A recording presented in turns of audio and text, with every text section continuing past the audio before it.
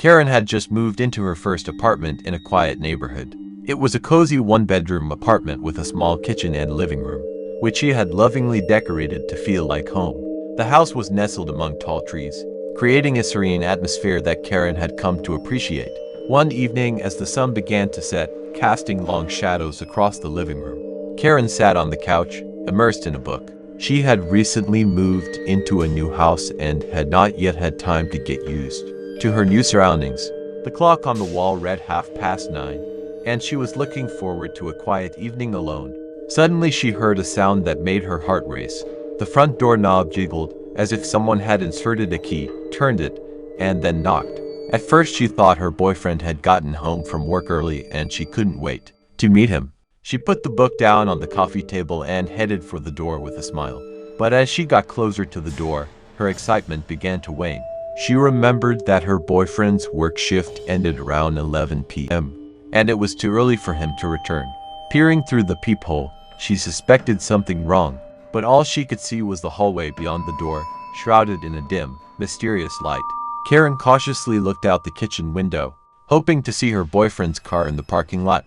However, her heart dropped when she saw that his car was nowhere to be found. Anxiety increased and a shiver ran down her spine. Whoever was at the door, it wasn't the man she knew. As she pondered her next steps, the doorknob continued to turn and her pulse quickened. Panic gripped her as she realized this wasn't just a mistake or a friendly visit. Someone was trying to break into her apartment, and with force at that. The doorknob continued to move for a few more seconds and then stopped. A few minutes later, someone slipped some piece of metal between the door. Karen retreated to the safety of the kitchen where, with trembling hands, she pulled a knife from a drawer. She clutched it tightly in her hands while fear and uncertainty raced through her mind. She knew she had to call for help. Such intense fear Karen had never felt in her life. With the phone in hand, she locked herself in the bathroom, crouching on the cold tile and holding the knife at the ready. Karen dialed 911 and in a trembling voice told of the terrible events unfolding in her apartment.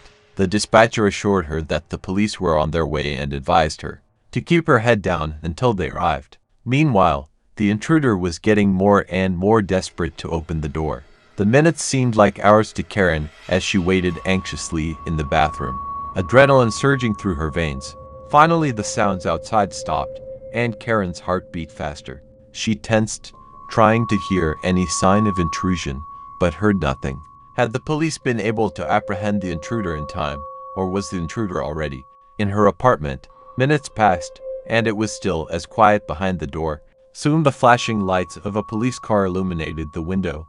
The police fussed about, scrutinizing the scene. The sense of relief that swept over Karen was immense.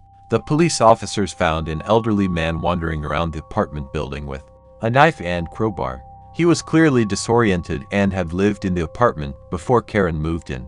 He believed that Karen and her boyfriend had stolen his property, and his delusions drove him to such a desperate act as he tried to reclaim what he believed was rightfully his. This incident shook Karen to the core, and she couldn't help but think about what might have happened if she had opened the door thinking it was her boyfriend. The elderly man was taken into custody and received the care he needed. To this day, Karen's heart sinks when someone knocks on the door unexpectedly. The traumatic experience left an indelible mark, reminding her of the importance of caution and the unpredictability of the world around her. She learned to trust her instincts and prioritize her safety, which changed forever after that fateful evening in her first apartment.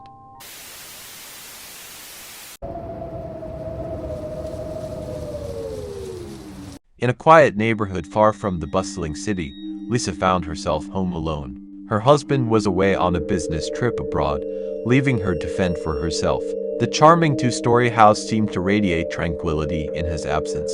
Lisa was glad for the opportunity to relax and enjoy the quiet solitude.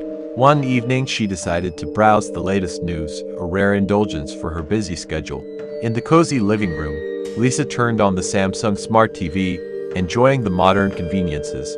Placing the remote on the polished oak coffee table, she walked to the kitchen, intending to prepare a delicious dinner for herself. Gathering ingredients and creating her culinary masterpiece, Lisa noticed something unusual. The distant hum of the news anchor's voice was gone, and there was an awkward silence in the living room. It was unusual, but she attributed it to a technical problem. Assuming that perhaps the signal had been interrupted or the TV had automatically shut off on a timer, curiosity took over and Lisa decided to go over and take a look. She set the dishes aside and returned to the living room. Her heart ached as she looked at the television screen. The screen showed an image of the living room couch that sent shivers running down her spine. It was her living room with her couch. At first, Lisa was puzzled by what she saw. Only after a minute did the gravity of the situation dawn on her. The camera built into the Samsung Smart TV had been activated and was broadcasting live video of her own living room. Panic surged through her veins. How was this possible? She was sure she hadn't touched the remote controls, and they still lay untouched on the coffee table. Her beloved Labrador Max was snoozing peacefully on the carpet, far away from the coffee table, so him accidentally pressing the buttons was out of the question. Lisa couldn't take her eyes off the creepy sight. It was as if an intruder had invaded the sanctuary of her home. She froze in place, her mind flickering with thoughts of who might be watching her through the lens of the television camera. Days passed, and Lisa still couldn't shake the feeling of violation and paranoia that had settled in her mind. She feared that her most intimate moments could be watched by an unknown, sinister presence. She decided to take matters into her own hands and duct taped the camera on her smart TV, rendering it useless. But the thought that she was being watched still lingered like an unwelcome shadow. A few days later, the news broke, and Lisa's jaw dropped when she read the headline: Samsung Smart TVs vulnerable to hacking. The article reported the shocking revelation that some models of Samsung Smart TVs have security flaws that make them vulnerable to unauthorized access. Hackers apparently found a way to exploit these vulnerabilities and gain control of the TV's built-in camera. Lisa experienced the full range of negative emotions. Her worst fears had been confirmed. Her privacy had indeed been violated. She couldn't help but wonder how long this intrusion had gone unnoticed. Who was watching her and for what purpose? This thought kept her on her toes and made her feel unprotected and vulnerable. In the weeks that followed, Lisa immersed herself in a search for answers. She contacted Samsung, who assured her that they were actively working to address the security issues. She even hired a cybersecurity expert to check her devices and make sure her home network was secure. The expert found no signs of an ongoing intrusion, which reassured her somewhat, but the feeling of a breach persisted. Lisa's once tranquil abode had become a battleground of technology and paranoia. She was constantly checking locks, closing curtains, and questioning the privacy of her personal space. The mystery of how often she had been followed before duct tape her camera haunted her.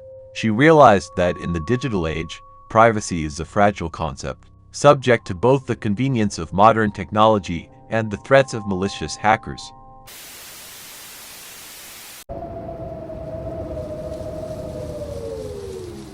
In the midst of a cold Minnesota winter, the world outside the window was shrouded in a white veil.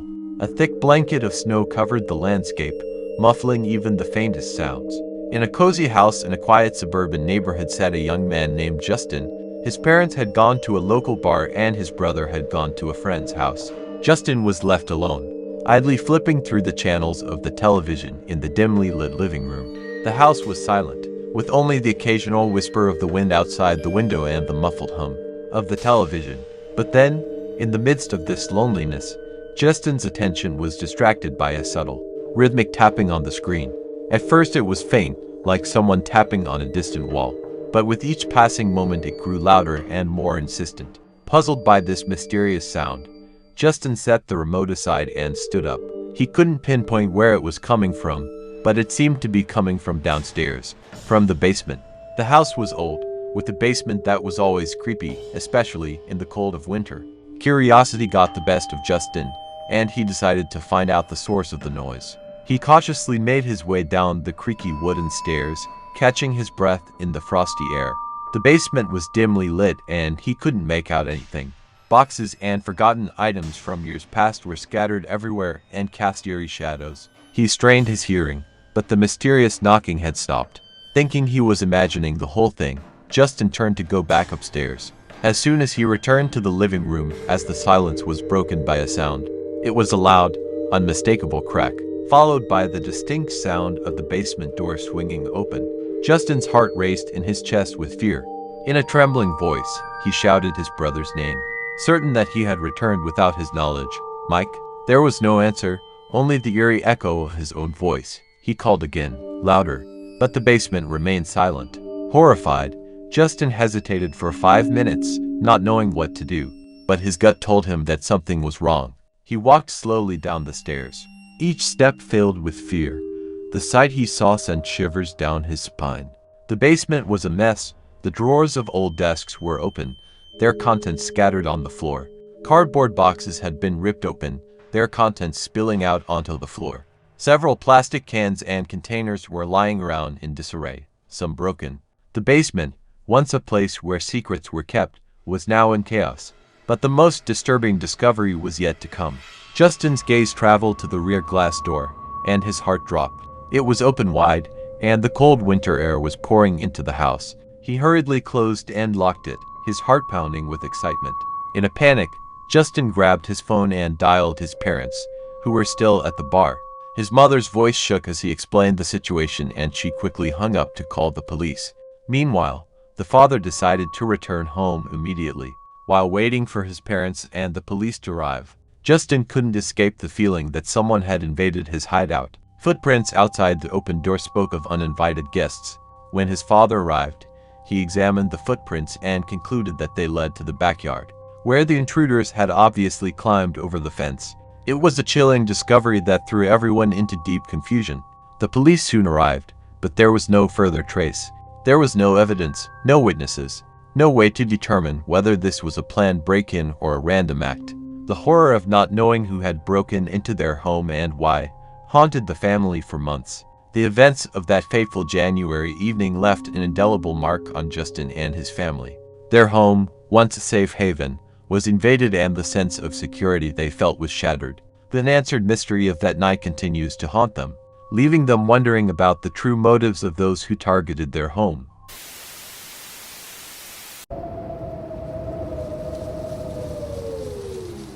In the quiet suburban town of Cedarwood, where life seemed to flow at a relaxed pace, James was spending a quiet Saturday afternoon in his cozy living room.